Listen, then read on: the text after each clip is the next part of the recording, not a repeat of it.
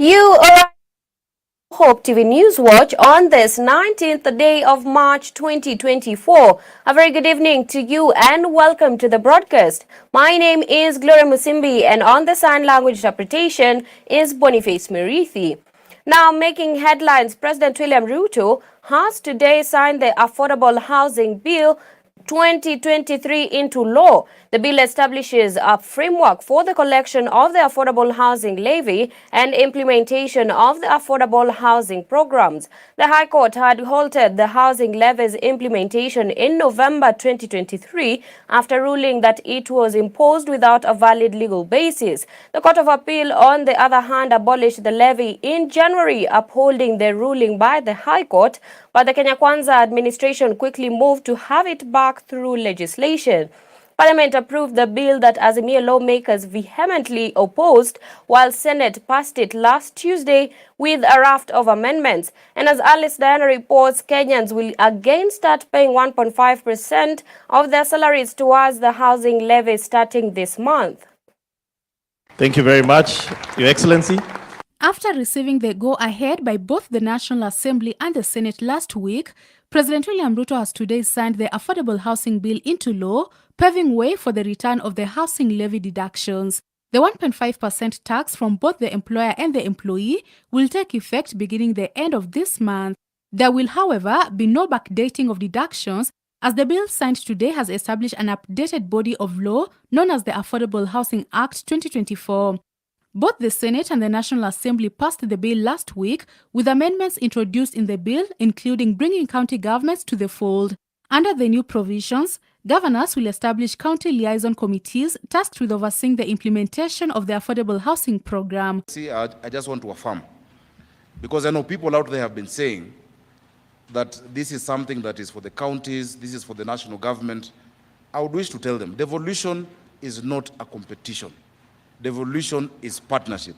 Devolution is partnership between levels of government to make sure that we serve our people the best. It is based on the principle of subsidiarity, that a service is best offered closest to the benefit of that. So as counties, we are partners.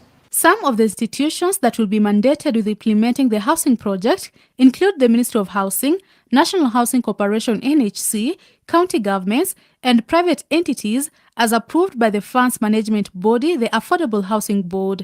The bill also noted that priority will be afforded to slum areas in constructing the affordable houses and to ensure there is no multiple allocation of housing units. Speaking after signing the controversial Affordable Housing Bill 2023 into law at State House, Nairobi, both President William Ruto and his deputy Rigathi Gachagua stated that the housing program will dignify the lives of every low-income earner in the country. You are sending the Affordable Housing Bill 2023 into law this morning, Your Excellency, clears the path for dignifying our people by giving them shelter and again for creating employment for our young people. As a country, we must dignify every family and every Kenyan. And this housing plan is about dignifying and creating dignity amongst each and every one of us. My commitment is that in the next 10 years, God willing, we will not have a slum in Kibra. We will have an estate. Ruto has insisted that the affordable housing program must be corruption-free and warned all officials involved in the program that it will not be business as usual. And as I do to every Kenyan who is contributing their money to the housing levy, I want to assure you that I will do whatever it takes and deal with whoever and protect these resources for the benefit of the people of Kenya. That I will do. And I want to give a warning right from here, listening to Stanley. Please, anybody involved in this program, if you just step offline, it's not going to be business as usual. Lands and Housing Cabinet Secretary Alice Wahome said the project has so far employed 120,000 people, adding that 300,000 people will be working in various construction sites across Kenya by the end of the year. Anticipate, Your Excellency, that By the time the balance of 48,000 units is put in place, Your Excellency, we should be having close to 300,000 young men and women working at our sites. So by signing this bill, assenting to this bill today, Ruto's efforts to cement the project's delivery had suffered setbacks at the judiciary's doorstep after it was declared unconstitutional. Kuna watu walikuwa wamewachwa nje, hawakuwa wanalipa hii sasa pesa imeongezeka zaidi. So tunashukuru mahakama wametusaidia kutuongezea pesa ya affordable housing. Wanasibiwa tena. Following the assent of the Affordable Housing Bill 2023 into law, KRA will now commence deducting the 1.5% tax on both the employer and employee from this month. Reporting for Hope TV Newswatch at State House, Nairobi, I'm Alice Diana. Meanwhile, stakeholders and artisans involved in affordable housing program have praised the program, saying it has transformed their lives. Speaking today at State House, Nairobi, after President Ruto assented the affordable housing bill into law, they narrated how they tarmacked 4 years before they finally secured jobs in the affordable housing program. Kama mimi mtu wa kuweka ngazi hiyo ya kujenga, mie imenisaidia. Ile kazi nilikuwa nafanya ni kazi ya kuuza mboga. Wakati ulianza hivi na ukatangaza hiyo kazi itaanza, mimi nilienda nikauliza kazi. Mheshimiwa Rais nilipewa na nilikuwa najiuliza watoto wangu watasoma kweli? There are a lot of youths vijana pale mtaani wanasava kutafuta job. Na wakati hii affordable housing ilikuja, ilisaidia baadhi yetu. Huwezi pata kijana ametoka mtaa, ameenda kukaa hivyo bure, lakini saa ile wakati pale site ako na chance ya kufanya job. For me, I can say that it's a chance that made me to be who I am. So I think this, as Hinga said, this affordable housing plan is not just about mortar, cement, steel, stones, concrete. It's about people, real people. And it's about opportunities, real people like my dear sister here, Wanjiru. Yeah? Real people like my friend Japheth here. And all this, and 120,000 people like her and him in many places, in many sites. The government has conveyed its condolences to the Kenyatta University fraternity following the grisly bus accident on Monday. According to government spokesperson Isaac Mwaura, the government, through the Ministry of Education, is working closely with the university officials to ensure all necessary support is given to the affected students. The grisly road accident took place in Maungu along the Mombasa-Nairobi highway, claiming the lives of 11 students, leaving 24 of their colleagues hospitalized, 8 of them in critical condition. The government has called for vigilance by all road users to ensure safety and reduce the number of accidents in our roads. Fellow Kenyans, the government wishes to pass its most sincere condolences to the Kenyatta University fraternity following the bus accident that happened yesterday. 2 buses had departed from the university for an academic trip at the coast. 1 bus arrived safely, while the other was involved in a collision with a heavy truck around 6 p.m. near Maungu area, Taita Taveta County. We regret to report that 11 students have passed on due to the impact that mostly affected students who are seated in the middle to the back of the section of the bus. Additionally, 24 students are currently hospitalized. 8 students have since been airlifted because they're in critical condition through the support of AMREF flying doctors, and we really thank them very much for having provided 3 planes to help in the medical evacuation. Another 8 students who are in critical conditions are also being airlifted for further treatment in Nairobi through the support of the Kenya Red Cross.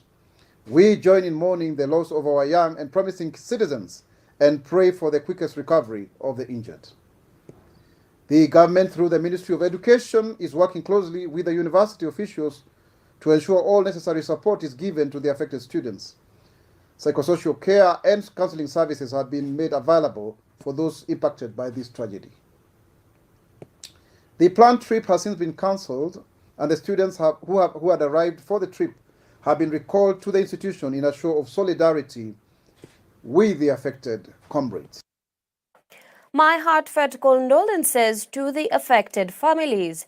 Now, still on road safety matters, Interior Cabinet Secretary Kithure Kindiki has announced a national crackdown on unroadworthy vehicles following a spike in the number of road clashes. This is in response to a rise in the number of accidents in the country and the recent accident involving a Kenyatta University bus that claimed the lives of 11 students who were on their way to Mombasa on Monday, March 18th, 2024. Speaking during the official opening of the Kisumu West Deputy County Commissioners Complex, the Interior CS has meanwhile directed law enforcement agencies across the country to immediately develop and implement a nationwide program for traffic law enforcement to stem the devastating tides of deaths and injuries arising from road accidents. And our very own Nelias Wanjiru with this report.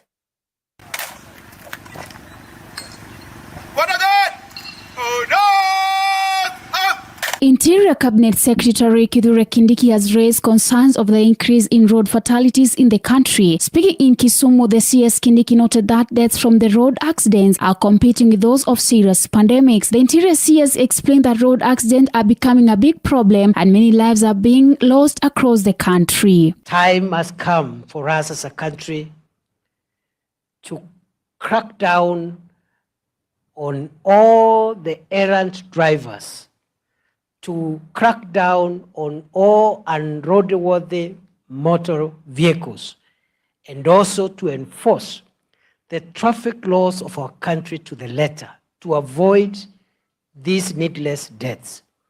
Today, road traffic accidents are competing with epidemics in terms of the number of people that we are losing. Between 2020 and 2022, we had COVID-19, a terrible epidemic. In those 2.5 years, between 2020 and 2022, the people who died out of COVID-19 were 4,600 people in 2.5 years.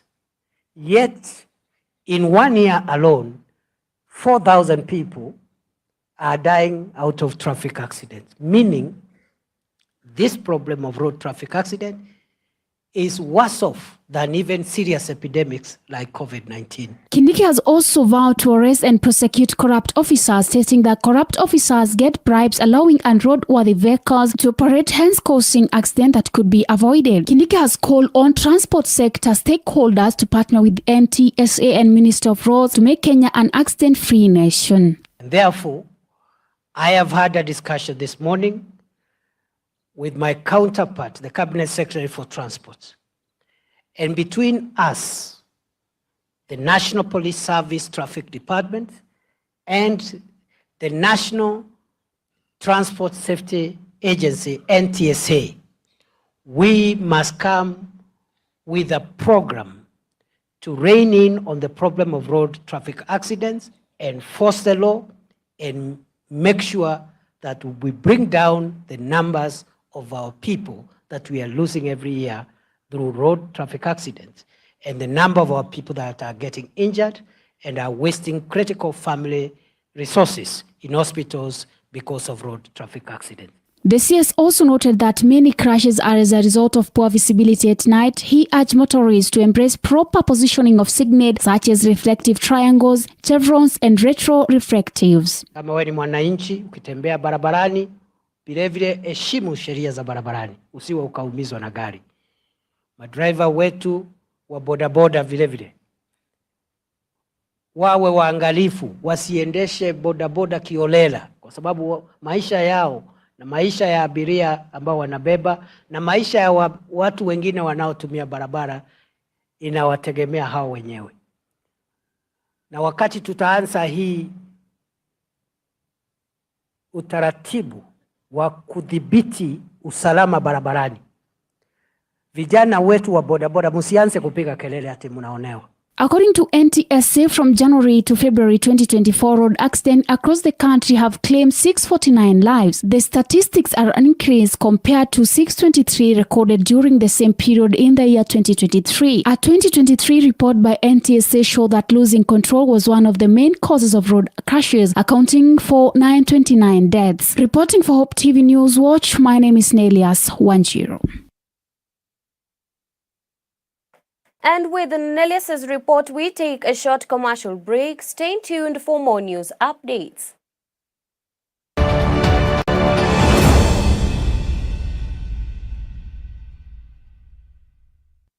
Thank you for choosing Hope TV, the channel that brings you hope, entertainment, and inspiration.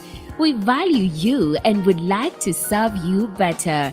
Talk to us by scanning this QR code on your screen or go to our social media page at Hope TV Kenya and click on the survey link by the name Hope TV Survey.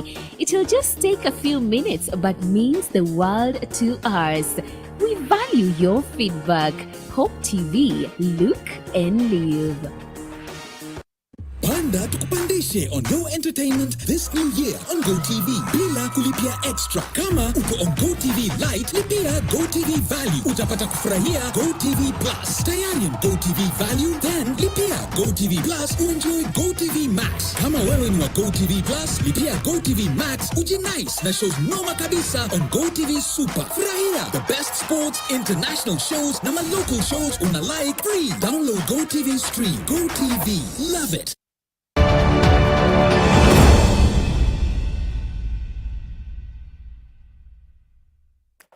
Welcome back to the broadcast. Now moving on to political matters. Former Mombasa Governor Hassan Joho now says that he is the best candidate to take over the ODM party leadership once Raila Odinga exits. And Joho says that this is in the event that Raila clinches the AU Commission chairmanship slot, which he is now eyeing. The former governor says that he has been a long-time member of the ODM party and has made numerous sacrifices that qualify him for the position. As Tess Njenga now reports, ODM succession race is already stirring up differences in the party, as there are also other interested candidates. A showdown is looming as ODM succession battles escalate following its party chair Raila Odinga's possible exit for the African Union Commission chair. This as some politicians from the Nyanza turf want the succession race to be wide open to all interested candidates and not limited to just the vice chairman Hassan Joho and Wycliffe Oparanya. Meanwhile, former Mombasa Governor Hassan Joho has indicated that he is the most deserving of the position. Joho says he has put his life on the line for the Orange Party and even lost his business because of his allegiance to Raila. Kama kuna mtu huza sacrifice maisha yake kujitoa mhanga. Wajua kujitoa mhanga nini nyinyi? Toa shingo hivi. On behalf of Raila Amolo Odinga over the years. Not for over 6 months, and you are doing so because of possible succession conversations. Tuheshimiane bana, tutaheshimiana safari. For every political party to make a meaningful contribution in any democratic space, you first of all must be able to understand your own self. Ujielewe.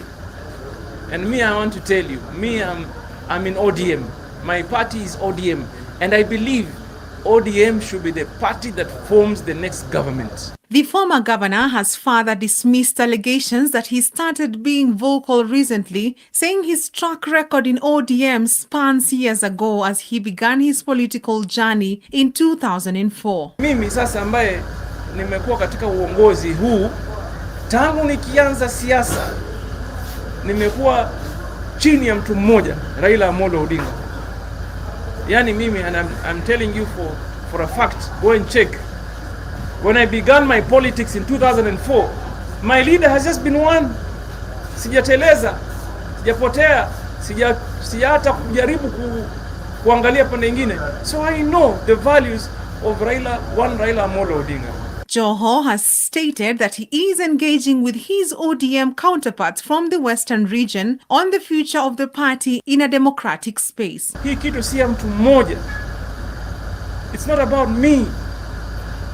We have to form a team of equals, like-minded leaders who believe in a cause, who understand where we want to go as a party and as a people to be able to liberate our people.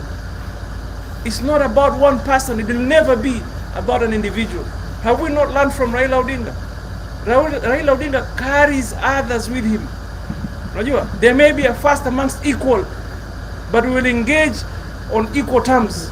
Recently, ODM party leader Raila Odinga tasked former Mombasa Governor Ali Hassan Joho and former Kakamega Governor Wycliffe Oparanya to take over the leadership of the party as he gets into a busy campaign across the continent for the AU top seat. Raila's bid on Friday got a boost after the African Union Executive Council unanimously agreed it is the turn of the East African region to produce candidates for the position. ODM is expected to elect new officials from the grassroots to the national level starting next month, as they have been conducting countrywide membership recruitment drives. Reporting for Hope TV Newswatch, I'm Tess Njenga.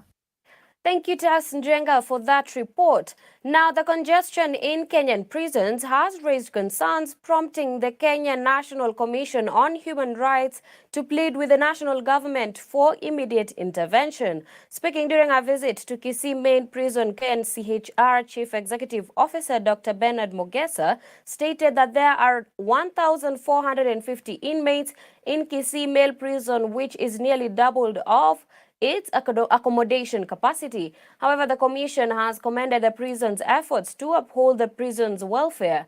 Vice Chair Dr. Raymond Nyeris also reiterated the need to promote and protect the prison's rights, including children who reside with their incarcerated parents.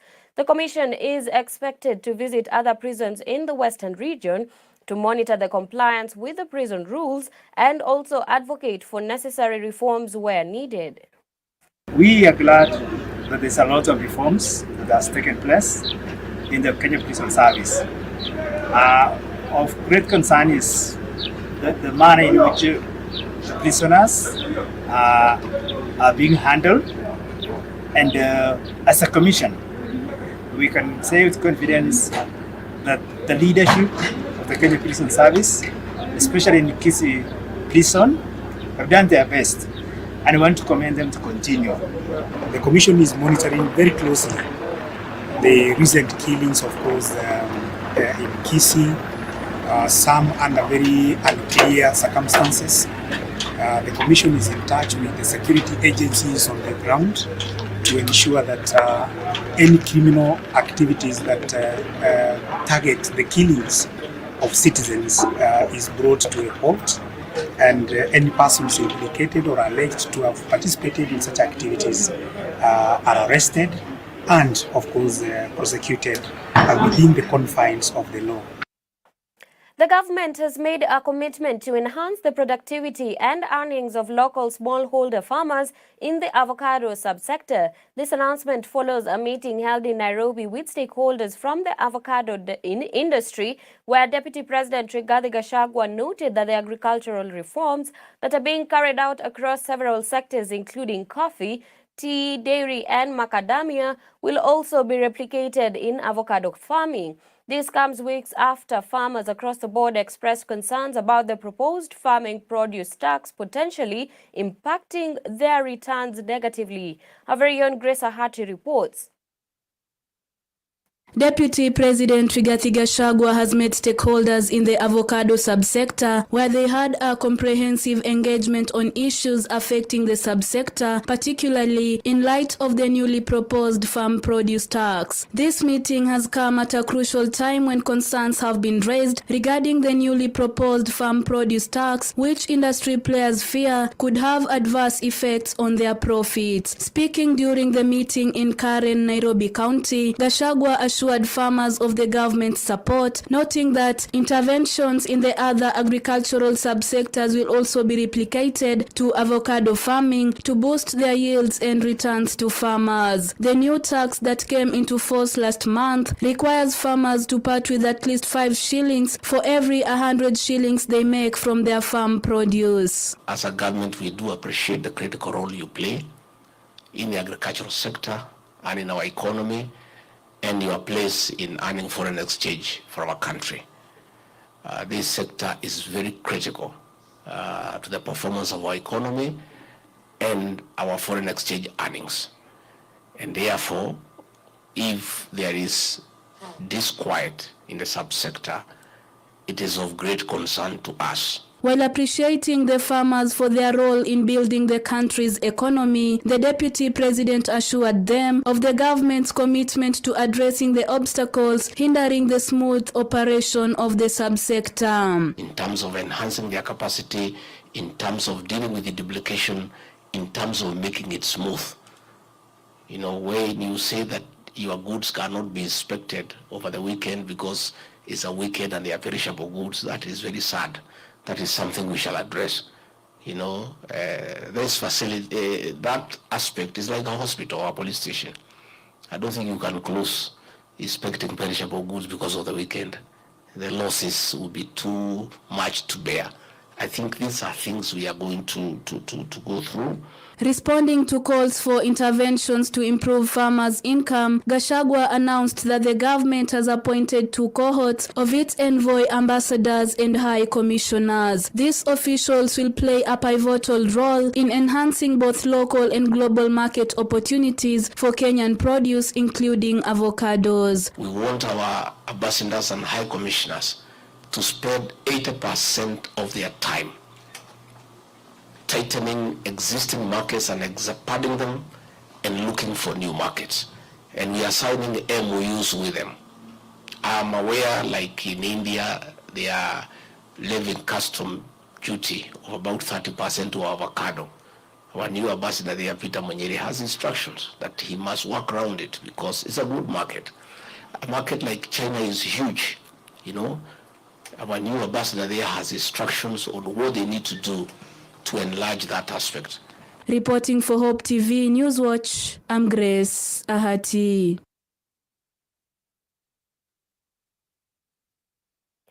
Thank you, Grace Ahati, for that report. Now, moving on swiftly, Masol Secondary School Principal Benjamin Siwat has called on well-wishers to intervene to help them resolve the problem of water shortage in Pokot Central Sub-County. According to Siwat, Masol Secondary School is the sole provider of water to the locals in the area as well as neighboring schools. The school, however, has been recognized for exemplary performance in the national examinations and emerging as the best school in the Pokot Central area despite facing challenges such as insecurity, famine, early marriages and FGM.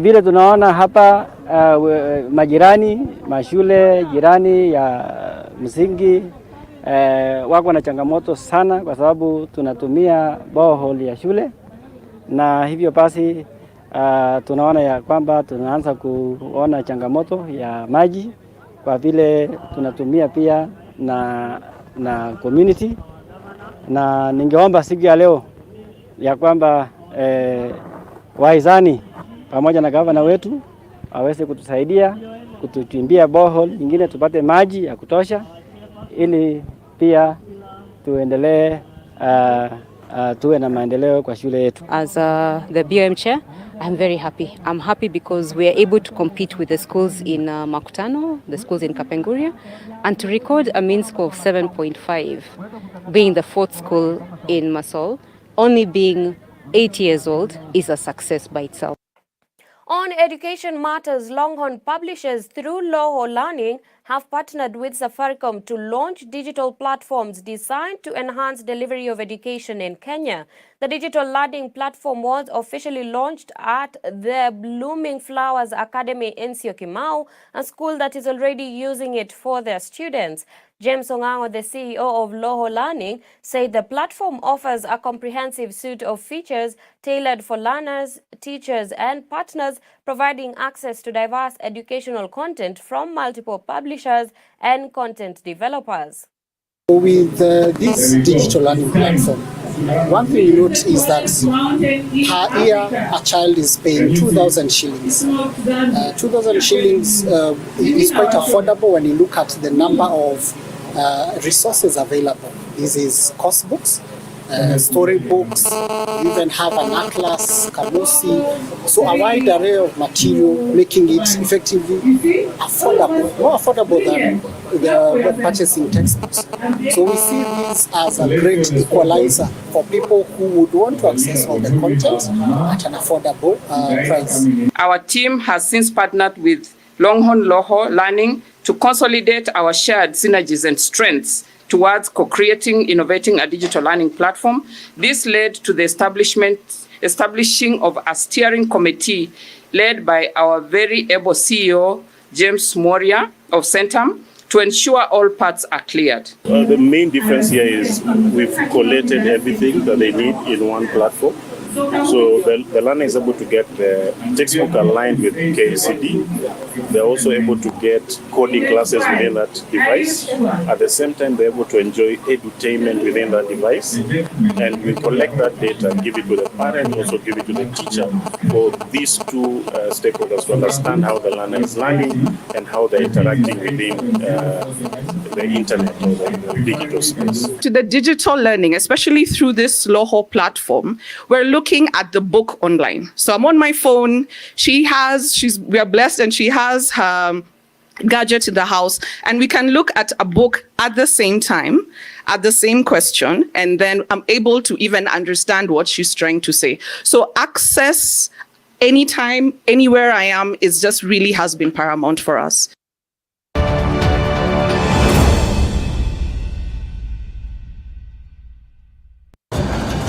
Je, ushawahi kuweka jambo kwenye mizani? Ushawahi kupata uzito wake? Haya basi, usitapetape zaidi. Naomba unigande, maana mizani ipo hapa kwa ajili yako. Vyakula na mbegu za kitamaduni, na kutuliza fikra na kukuwezesha kupima masuala ibuka katika jamii, tena kwa busara. Tukutane mizani kila Ijumaa saa 1 machweo kwenye runinga ya Hope TV. Hope TV is where you look and live, with an excellent selection of the best Christian programming consisting of local and international content, of inspirational stories, talk shows, Bible commentary, youth, health shows, children entertainment, contemporary gospel music, extended times of worship, live broadcast, news, movies, drama, Christian ministry programs, and so much more. Hope TV is another quality service from Christ is the Answer Ministries, with over 45% of authentic and credible local content every week. Hope TV is a sister station to Hope FM, Kenya's leading Christian radio station, with footprints across the country. Tune in to Hope TV, where you look and live.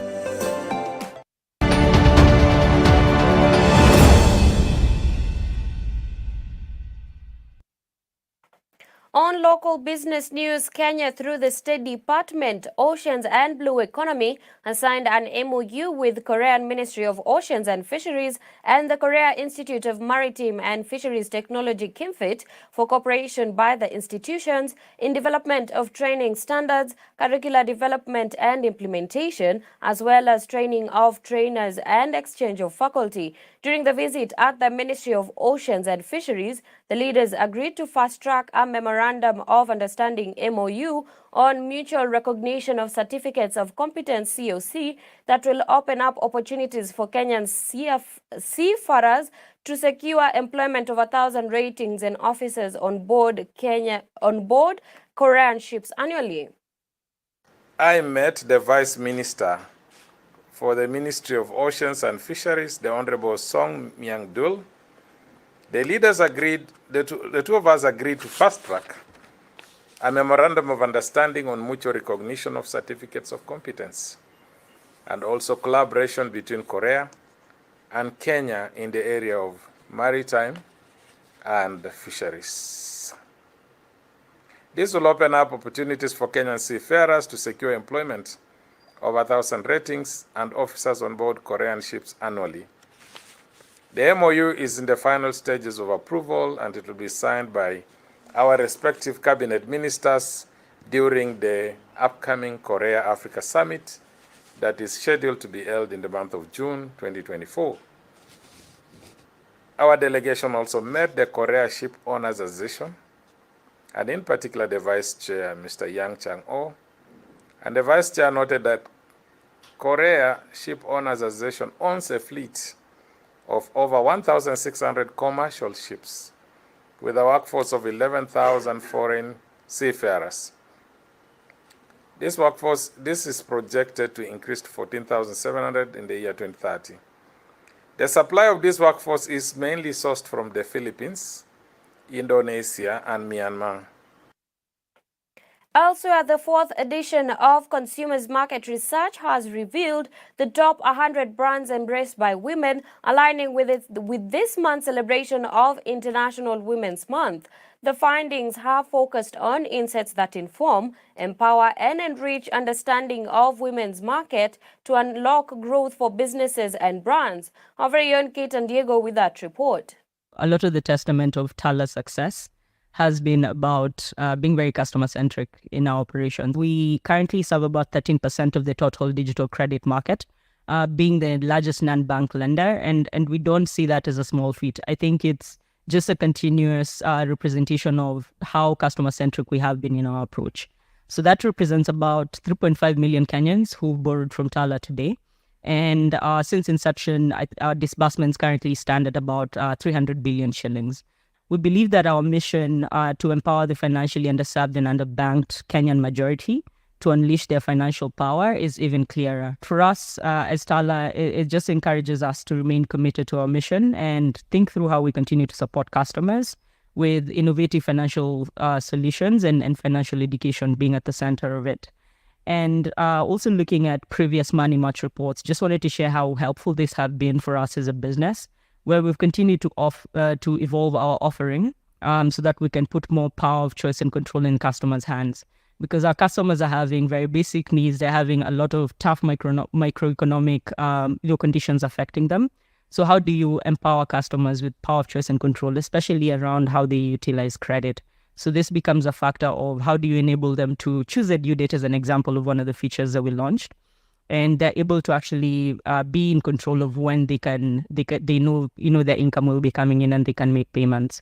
Then the second thing that remains core to our hearts, which really speaks to why Money Match is important to us, is just financial literacy. So we are still, I think, one of the only apps that has a land center within our app. And we continue to push a lot of financial literacy education for our customers, because we understand that beyond them coming to us just for credit, they want to also grow. Financial tech company Tala has today released their 2024 Money March report. The research conducted among consumers to understand the impact of cost of living and how credit is helping them. Among the key issues the mobile loan company addressed are income sources among consumers, financial situation of the consumers in the last 6 months, financial challenges, spending behaviors, among others. A lot of the testament of Tala's success has been about being very customer-centric in our operations. We currently serve about 13% of the total digital credit market, being the largest non-bank lender, and we don't see that as a small feat. I think it's just a continuous representation of how customer-centric we have been in our approach. So that represents about 3.5 million Kenyans who've borrowed from Tala today. And since inception, our disbursement. Apologies for the mix-up. Now, the fourth edition of Consumers Market Research has revealed the top 100 brands embraced by women, aligning with this month's celebration of International Women's Month. The findings have focused on insights that inform, empower, and enrich understanding of women markets to unlock growth of businesses and brands. Kate and Diego with that report. With women taking up the role of key financial decision makers in half of Kenyan households, it has become imperative to consider their needs and preferences in production. Eva Muraya, CEO of BSD Group, highlights that catering to women's requirements not only enhances operational efficiency but also promotes informed decision-making, ultimately driving business growth. Muraya has also noted that investing in women through education, economic empowerment, and healthcare translates to an increase in incomes, benefits to businesses, and expansion of markets in the entire economy. It isn't a good enough decision if you have excluded the women voices. So through this study, we've been able to capture the wants, the needs, the aspirations, the desires, the fears, the anxieties of women consumers across the market.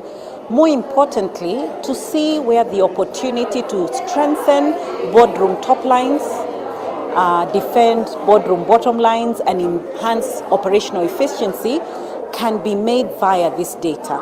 We want to also say thank you very much to all the sponsors who have been with us through the 4 years, getting this work out to the market so that data can become the currency that is driving business, the currency that is informing policy making, the currency that is adding strengthened value to the fourth estate. On his part, Chris Githaiga, the managing director of Ipsos Kenya, gave insights drawn from the study, elaborating how the Kenyan woman drives consumer purchase decisions within her household as the primary shopper. He also outlined key reasons why the top 100 brands made it to the 4th edition based on data collected, and how women markets contribute to the financial and reputational performance of brands and organizations, citing high costs of living which influences daily purchase decision making. We see Safaricom and M-Pesa holding the fort, but we also see other brands like Kajab coming in, and that talks to what they've been doing in the market, because what you need to ask yourself is where are they, where are we seeing new brands in the top 10, and where are the ones that were in top 10 dropping? Because what happens is that if you get to the list, it means that you have to sustain that effort. You have to sustain, continue to innovate. As I said, it's a journey. So the question is, what journey have they been into, and how has that sustained them to remain within the, the top of mind within the women consumers? By using data, then you can be able to know whether you're growing or not. You cannot be able to know whether you're growing or not, or you're improving or not, if you don't have the right data.